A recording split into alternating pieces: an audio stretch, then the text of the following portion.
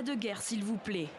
Le message est clair. En marge du tournoi de Dubaï, Andrei Roublev, tennisman russe, prend position. Autre sport, même combat. L'international ukrainien Ruslan Malinovski a lui aussi affiché son soutien à son pays. Des joueurs engagés, mais aussi inquiets, à l'image du gardien ukrainien du Real Madrid, Andriy Lounine. Il est préoccupé parce qu'il a des proches à Kiev.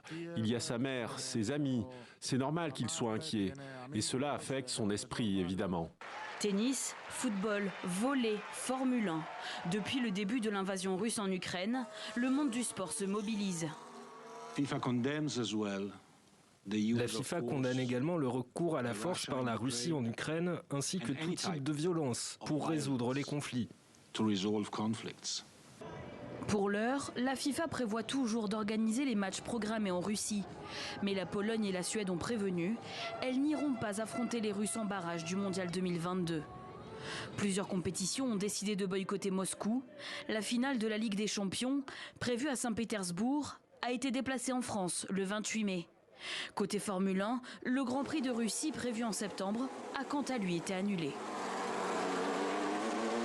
Pour l'instant, je pense que c'est la bonne décision de la Formule 1 de ne pas aller en Russie. Je suis à peu près certain que tous les pilotes sont d'accord avec cette décision.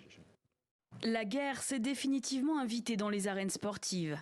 Selon le journal Ouest France, la ministre française des Sports, Roxana Maracineanu, a réuni hier les acteurs majeurs du sport et leur a demandé de ne plus envoyer de clubs et de sportifs en Russie.